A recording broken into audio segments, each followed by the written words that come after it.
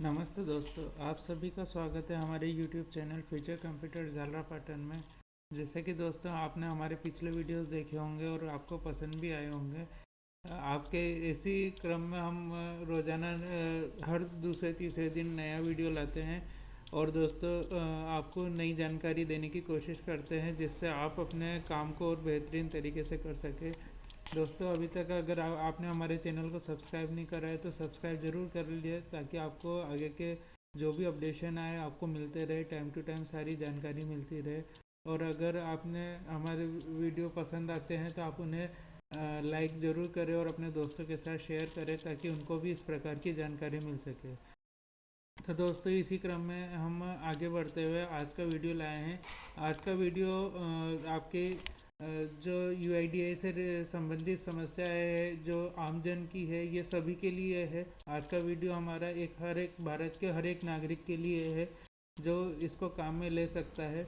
जब भी वो आधार अपडेशन कराता है या आधार से रिलेटेड कोई भी काम कराता है तो उनको बहुत सी बार समस्याओं का सामना करना पड़ता है। उसके बारे में आज हम बात करेंगे कि किस प्रकार से आप इन समस्याओं से उबर सकते हैं। तो दोस्तों जैसे आपको बताया गया है कि आधार कार्ड में जब भी अपडेशन कराना होता है, जब भी आपको कोई वर्क कराना होता है तो आपको UIDAI की साइट दे रखी है और अगर कोई भी समस्या आती है या फिर कोई भी आपको जानकारी चाहिए तो उसके लिए एक टोल फ्री नंबर है। जैसे कि हम यहाँ पर वेबसाइट ओपन कर लेते हैं तो टोल फ्री नंबर है 1947, जिस पर आप फ़ोन करके कॉल करके उनको अपनी समस्या से या अपनी बात से अवगत करा सकते हैं। तो ये UIDAI का पोर्टल है दोस्तों। इसका वीडियो से रिलेटेड सभी संबंधित लिंक्स मैं अपने डिस्क्रिप्शन बॉक्स में दे दूँगा, जो आप वहाँ पे देख सकते हैं। वहाँ पे आपको सारे डिस्क्रिप्शन जो सारे लिंक मिल जाएंगे जो भी इस वीडियो से रिलेटेड होंगे। तो दोस्तों जैसा अभी UIDAI का पोर्टल आप देख पा रहे हैं, यहाँ पे आपको जैसे इसमें 1947 नंबर के बारे में भी बता रखा है कि आप 1947 पे टोल फ्री नंबर पे कॉल करके अपनी कंप्लेन या अपनी बात को रख सकते हैं या जो भी जानकारी चाहिए आप वहाँ पे ले सकते हैं। इसी तरीके से दोस्तों इसकी जो रजिस्टर्ड ईमेल ID help@uidi.gov.in, इस पर भी आप मेल कर सकते हैं। इसके साथ साथ दोस्तों एक बहुत अच्छा इन्होंने ऑप्शन दिया है जो कि हर एक आम नागरिक यूज़ कर सकता है, क्योंकि 1947 पे बहुत सी बार बात करने के लिए जैसे कंप्यूटराइज्ड मशीन जो नंबर्स बताती है तो उसमें लोगों को कन्फ्यूज़न हो जाता है कि क्या ऑप्शन सेलेक्ट करें क्या नहीं करें। इसी तरीके से मेल जब हम भेजते हैं तो मेल में ये रहता है कि मेल का फॉर्मेट क्या होना चाहिए, मेल में क्या जानकारी हमको देनी है, क्या क्या ज़रूरी जानकारी प्रोवाइड कराई जानी चाहिए ताकि हमारा काम जल्दी हो सके। तो इस तरीके से की कुछ समस्याएं हो जाती है जो आम नागरिक नहीं कर पाता है। जैसे कोई किसान है या कोई जैसे कोई आमजन है जो जिनकी पढ़ाई ज़्यादा नहीं है तो वो इस तरीके की समस्याओं से समाधान नहीं निकाल पाते हैं। तो उनके लिए एक बहुत अच्छा ऑप्शन दिया है दोस्तों यहाँ पे कि आप UIDAI के पोर्टल पर कॉन्टैक्ट एंड सपोर्ट वाले ऑप्शन पे जाइए।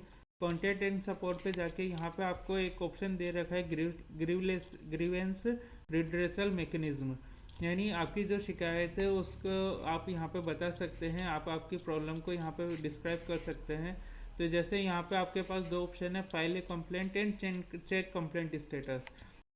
फाइल ए कंप्लेंट में आप किसी भी कंप्लेंट को दर्ज कर सकते हैं और चेक कंप्लेंट स्टेटस में जो आपने कंप्लेंट दर्ज करी है उसका स्टेटस देख सकते हैं कि वो अभी तक क्लियर हुई है नहीं हुई है, या उसकी अभी कहाँ इश्यू चल रहा है, कहाँ प्रॉब्लम चल रही है, या फिर उसके लिए उन्होंने क्या समाधान बताए हैं या क्या समाधान कर रहे हैं। ये सब जानकारी आपको वहाँ पे मिल जाएगी।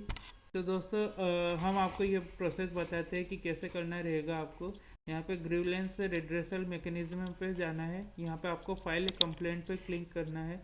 जैसे आप क्लिक करेंगे तो ये लिंक ओपन हो जाएगा। यहाँ पे डायरेक्टली आपको फाइल कंप्लेंट करने के लिए ऑप्शन देगा।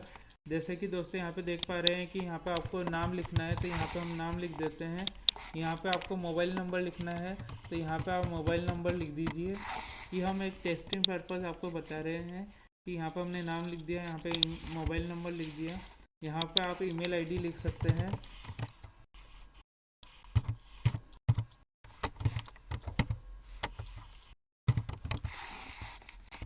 नाम, आपका नाम लिख कर यहाँ पर मोबाइल नंबर लिखिए जिस मोबाइल नंबर पर आपको जानकारी चाहिए रहेगी। उसके बाद ईमेल आईडी की, इस ईमेल आईडी पे भी हमको जानकारी ले सकते हैं। इसके बाद आपको आपका स्टेट चुनना है कि आप कौन से राज्य से बिलोंग करते हैं। जैसे कि मैं यहाँ पे राजस्थान सेलेक्ट कर लेता हूँ। इसके बाद आपको यहाँ पे दोस्तों एक बहुत अच्छी चीज़ है कि कंप्लेंट फॉर, यानी आप कंप्लेंट किसके लिए दर्ज कर रहे हैं, यानी आपका खुद की कंप्लेंट है या आप किसी और के लिए कंप्लेंट कर रहे हैं।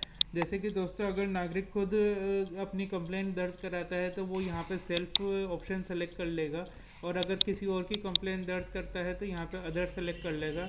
दोस्तों यहाँ पे एक चीज़ और ध्यान रखनी कि अगर आप यहाँ पे सेल्फ ऑप्शन सेलेक्ट करते हैं तो नाम और मोबाइल नंबर अपना ही दर्ज कराएं, ताकि आपको कॉल आ सके और आपको इस चीज़ की जानकारी मिल सके।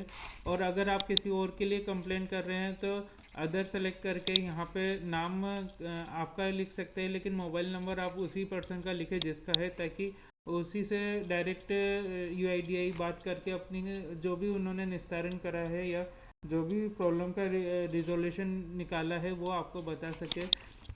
तो यहाँ पे जैसे दोस्तों हम ले लेते हैं एक बार सेल्फ वाला ऑप्शन। जैसे आप यहाँ पे सेल्फ वाला ऑप्शन लेते हैं तो इसके बाद आपको यहाँ पे कंप्लेंट टाइप का ऑप्शन आता है। कंप्लेंट टाइप में यहाँ पे आपको अलग अलग तरीके के ऑप्शन दिए हुए हैं, जैसे कि आधार लेटर और पीवीसी स्टेटस। अगर आपका आधार लेटर अभी तक नहीं आया है या फिर आपने पीवीसी कार्ड को ऑर्डर करा है लेकिन अभी तक नहीं आया है तो आपको इसको सिलेक्ट करना है। इसको सिलेक्ट करने के बाद यहाँ पे आप कैटेगरी लेंगे। तो कैटेगरी में जैसे कि पीवीसी कार्ड अभी तक हमें रिसीव नहीं हुआ है, या फिर हमें एनरोलमेंट करें और अपडेट करें 90 दिन हो गए हैं लेकिन अभी तक हमारा आधार लेटर हमारे पास नहीं आया है, या फिर आपने जैसे पीवीसी कार्ड के लिए ऑर्डर कर दिया है तो आपका पेमेंट कट गया है लेकिन पीवीसी कार्ड का ऑर्डर फेल्ड हो गया है किसी टेक्निकल इशू की वजह से, लेकिन आपका अमाउंट डिडक्ट हो चुका है, तो ये सेलेक्ट करेंगे। अगर आपका पीवीसी कार्ड का ऑर्डर हो चुका है लेकिन अभी तक आपको ऑर्डर नंबर नहीं मिला है टेक्निकल इशू की वजह से, तो वो यहाँ पे आप सेलेक्ट करके कंप्लेंट दर्ज करेंगे। इसी तरीके से दोस्तों दूसरा ऑप्शन है ऑथेंटिकेशन इशू। ऑथेंटिकेशन इशू का मतलब है कि जैसे आप कहीं पे अपनी फिंगर लगा रहे हो तो फिंगर लगाने में प्रॉब्लम आ रही है, या फिंगर प्रॉपरली लग रही है लेकिन वो आपको वेरीफाइड नहीं कर पा रहा है, या फिर ओटीपी आपका सक्सेसफुली नहीं जा पा रहा है। तो इस तरीके की प्रॉब्लम के लिए आप ये वाला ऑप्शन करेंगे। इसमें जैसे आपको ये बता रखा है कि आधार अपडेट सक्सेसफुल हो गया है लेकिन अभी तक मेरे आधार में पुराना रिकॉर्ड ही रिफ्लेक्ट कर रहा है, तो ये सेलेक्ट करेंगे। अगर आपके बार बार आप अपने आप को ऑथेंटिकेट कर रहे हैं लेकिन फिर भी कोई एरर आ रही है ऑथेंटिकेशन में, तो आप ये वाला सेलेक्ट करेंगे।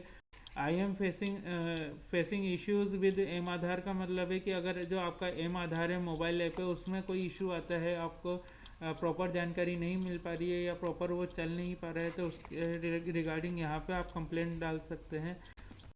अगर आपने मोबाइल नंबर अभी रिसेंटली मोबाइल नंबर चेंज कराया है लेकिन अभी तक आपको उस मोबाइल नंबर पे ओटीपी रिसीव नहीं हो रहा है, तो आप यहाँ पे कंप्लेंट दर्ज करेंगे। इसके बाद जैसे हम दूसरे और तीसरे ऑप्शन की बात करते हैं एनरोलमेंट रिलेटेड, यानी जब आप एनरोलमेंट कराने गए थे तो उससे रिलेटेड जो प्रॉब्लम है, तो यहाँ पे जैसे कि मेरा एनरोलमेंट बार बार रिजेक्ट हो रहा है बायोमेट्रिक की इशू की वजह से। जैसे बहुत से कस्टमर हमारे ऐसे आते हैं, बहुत से कस्टमर ऐसे होते हैं कि जिनके फिंगर्स नहीं लग पाती है, और फिंगर्स नहीं लगने की वजह से ना तो वो एनरोलमेंट करवा पाते हैं ना ही अपडेशन करवा पाते हैं। तो इस इशू के लिए आप यहाँ पे कंप्लेंट लिखा सकते हैं ताकि वो उसका रिजोल्यूशन आपको दे सके, और आपके मोबाइल नंबर देंगे तो वो आपके मोबाइल नंबर पे ही कॉल करके इसका रिजोल्यूशन देंगे, और जो यहाँ पे कंप्लेंट नंबर आएंगे तो उसका स्टेटस भी आप देख सकते हैं। इसके बाद हम नेक्स्ट स्टेप पे चलते हैं दोस्तों।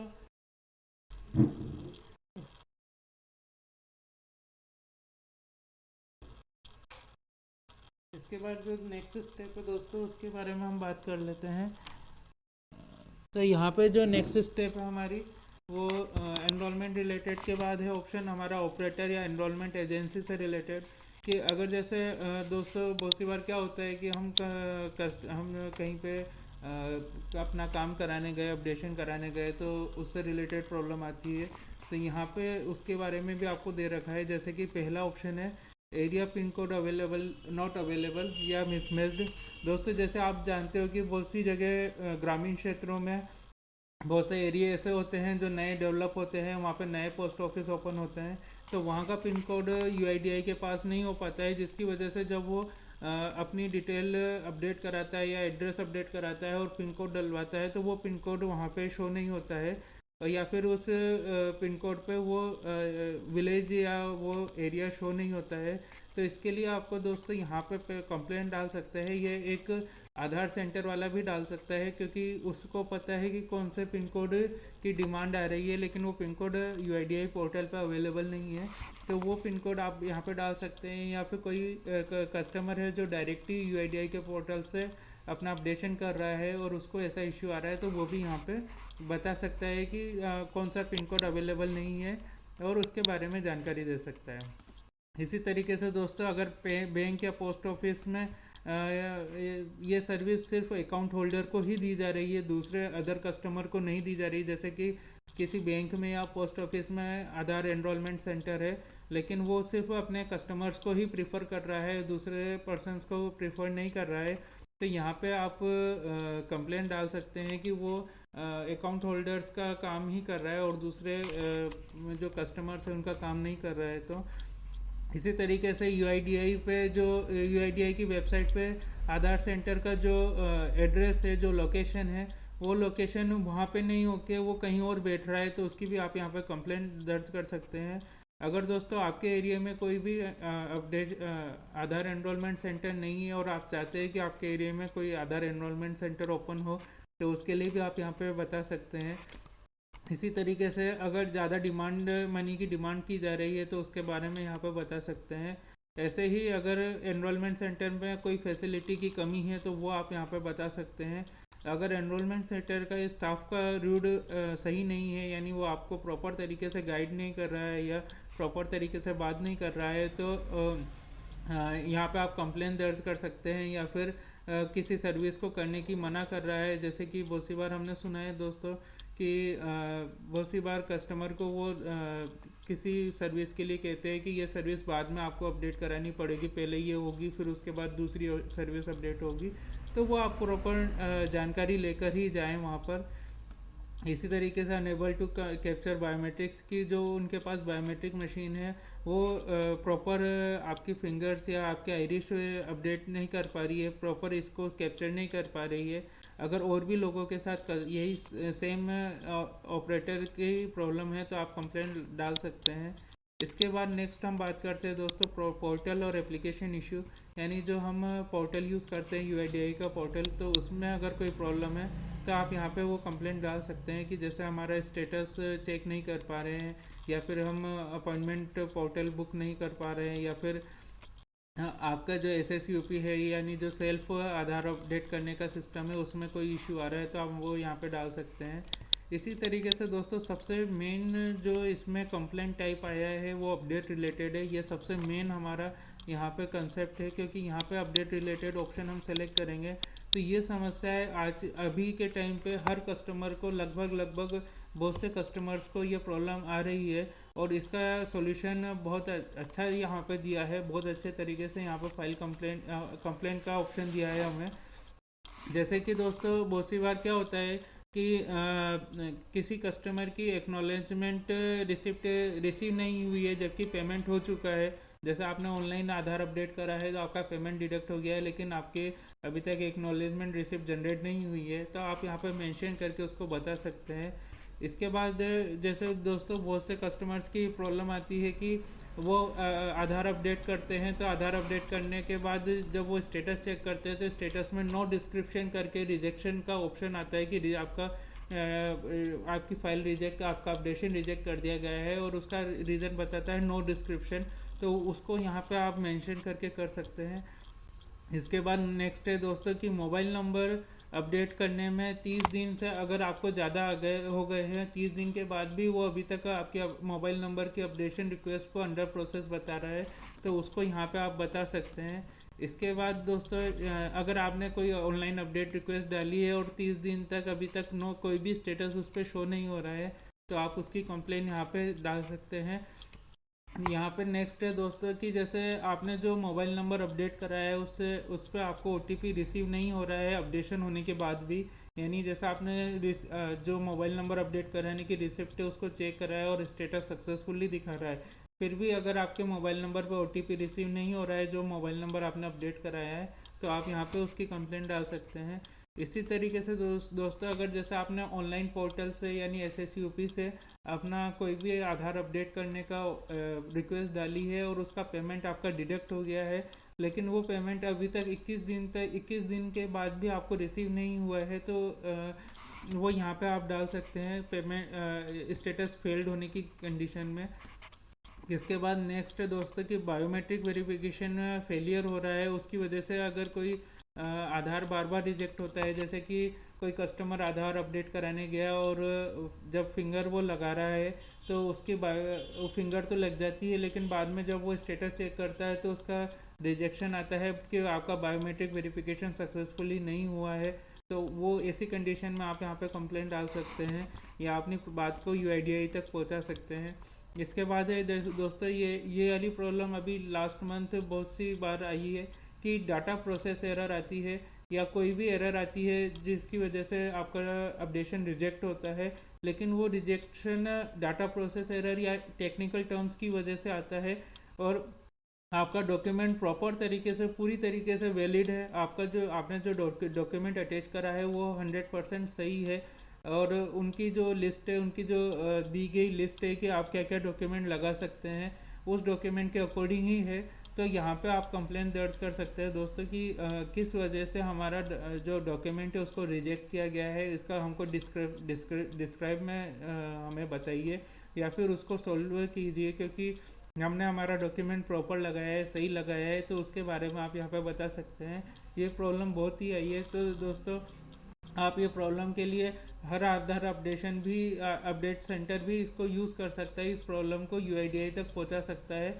नेक्स्ट है status of for update request in process for more than 30 days, यानी अगर आपने कोई आधार अपडेट कराया है या फिर आपने खुद ने कोई आधार अपडेट करवाया है तो उसका अगर 30 दिन के बाद तक भी स्टेटस प्रोसेस में ही दिखाता है तो उसकी कंप्लेंट भी आप यहाँ पे डाल सकते हैं कि 30 दिन तक वो प्रोसेस से ही दिखा रहा है, अंडर प्रोसेस वाला ही ऑप्शन दिखा रहा है, तो यहाँ पे आप उसकी कंप्लेंट डाल सकते हैं। Unable to download payment receipt और एक्नॉलेजमेंट रिसिप्ट, यानी जैसे आपने ऑनलाइन अपडेट करा है तो उसकी एक्नॉलेजमेंट रिसिप्ट आप डाउनलोड नहीं कर पा रहे हैं, तो उसकी भी कंप्लेंट यहाँ पे डाल सकते हैं। तो दोस्तों जैसे ही आप यहाँ पे कोई भी ऑप्शन लेंगे तो आप यहाँ पे देख पा रहे हैं कि आपको ईआईडी नंबर एसआरएन नंबर या यूआरएन नंबर के लिए बोला गया है, तो यहाँ पे आपको ये डालना कंपलसरी है क्योंकि ये अपडेट रिलेटेड कंप्लेन है, तो अपडेट रिलेटेड कंप्लेन में ऑब्वियस है आपने कहीं ना कहीं अपडेट कराया होगा या आपने खुद ने ऑनलाइन अपडेट करा होगा तभी आपको वो प्रॉब्लम आई है।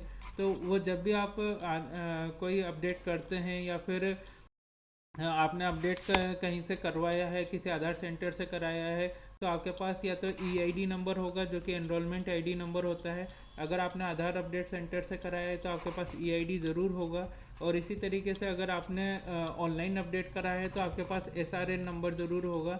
तो ये इन दोनों में से जो भी नंबर आपके पास अवेलेबल है तो आप वो नंबर यहाँ पे डालें। नंबर डालने के बाद दोस्तों यहाँ पे आपको डिटेल में अपनी प्रॉब्लम बतानी है।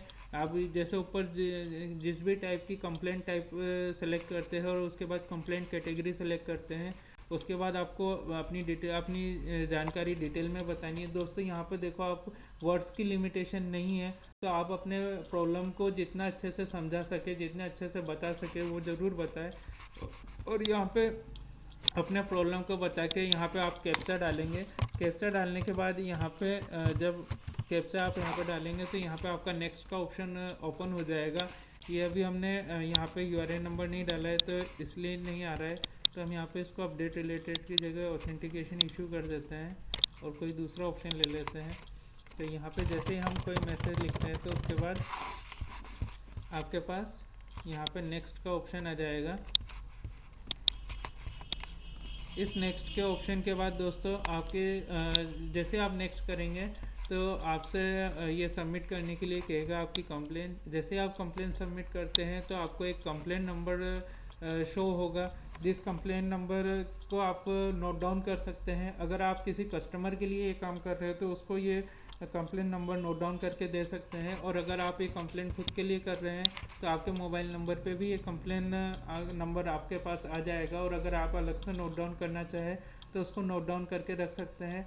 और ऐसे ही अगर आप किसी और कस्टमर के लिए करना चाहें तो उसके मोबाइल नंबर जब यहाँ पे डालेंगे तो उसके मोबाइल नंबर पे ये कंप्लेन का नंबर पहुंच जाएगा। तो दोस्तों इस तरीके से आप कंप्लेंट दर्ज कर पाएंगे। अभी हम आपको एक कंप्लेंट का स्टेटस चेक करके बताते हैं कि जैसे कंप्लेंट का स्टेटस आप कैसे चेक करेंगे। तो यहाँ पे हम चेक कंप्लेंट स्टेटस पे जाते हैं। यहाँ पे कंप्लेंट स्टेटस पे जाने के बाद आपको ये आपसे कंप्लेंट नंबर मांगेगा, जो कि आपके मोबाइल पे या आपका पास जब आई थी तो आप इसको आपके पास होगी। या आप ऑनलाइन कंप्लेंट कराते हैं तो ऑनलाइन कंप्लेंट कराने पर भी आपको ये कंप्लेंट नंबर रिसीव होता है और वहाँ से भी आपको कंप्लेंट नंबर दिया जाता है। तो वो भी आप यहाँ पे मेंशन कर सकते हैं। तो यहाँ पे हम एक कंप्लेंट नंबर डाल देते हैं। कंप्लेंट नंबर डालने के बाद दोस्तों यहाँ पे कैप्चा आपको एंटर करना है। कैप्चा एंटर करने के बाद जब यहाँ पे कैप्चा हम एंटर कर देते हैं और सबमिट करेंगे तो सबमिट करते ही दोस्तों यहाँ पे आपको कंप्लेंट का स्टेटस बताया जा रहा है कि कंप्लेंट नंबर आपका ये है। इसके बाद आपका स्टेटस बताया जा रहा है कि इसको असाइन किया गया है। Your case has been assign to the concern division, यानी फॉर द फर्दर रिजोल्यूशन, यानी आगे के रिजोल्यूशन के लिए आपका जो कंप्लेंट के अकॉर्डिंग जो भी डिपार्टमेंट जो भी डिवीज़न को उनको देना है, जिस भी डिवीज़न को असाइन करना है वो असाइन कर दिया गया है। और यहाँ पे ये बोल रहे हैं कि अपने केस को चेक करने के लिए, यानी क्या उस पर आगे बात हुई है या उस पर क्या आगे सॉल्यूशन हुआ है, उसको चेक करने के लिए आप बार बार यहाँ पे ट्रैक कर सकते हैं। यहाँ पे देख सकते हैं अपने स्टेटस को कि हमने जो इश्यू बताया है यूआईडीआई को, तो वो इश्यू हमारा अभी तक सॉल्व हुआ है या नहीं हुआ है, उसके बारे में जानकारी दे सकते हैं। तो दोस्तों आज का हमारा वीडियो थोड़ा लंबा था, लेकिन आपको इसमें सारे ऑप्शंस के बारे में आपको बताया है कि आप कितने तरीके से यूआईडीआई के सामने अपनी बात को रख सकते हैं, अपनी प्रॉब्लम को उनको बता सकते हैं, अपनी समस्याओं का समाधान करवा सकते हैं, जो कि एक आम नागरिक फ़ोन पर या मेल के थ्रू नहीं कर पाता है और अपनी प्रॉपर जानकारी नहीं दे पाता है। तो यहाँ पे आपको सारा ऑप्शन उन्होंने डायरेक्ट ही दे रखा है। आपको तो बस आपकी डिटेल एंटर करके वहाँ पे समस्या को बताना है, ताकि उनको प्रॉपर तरीके से उस चीज़ की जानकारी मिल सके और आपका भी जो समस्या है, आपकी जो प्रॉब्लम है, वो जल्द से जल्द उसको सॉल्व किया जा सके और उसकी मतलब उसके सॉल्व करके आपका जो भी वर्क है वो आगे कंटिन्यू किया जा सके। तो आज का वीडियो आपको कैसा लगा दोस्तों, आप हमें कमेंट सेक्शन में ज़रूर बताइए और हमारे चैनल को सब्सक्राइब जरूर करें, ताकि आपको आगे आने वाले इसी तरीके के वीडियोस को और इसी तरीके की जानकारी को आपको देते रहें। तो दोस्तों आज के लिए इतना ही। थैंक यू दोस्तों।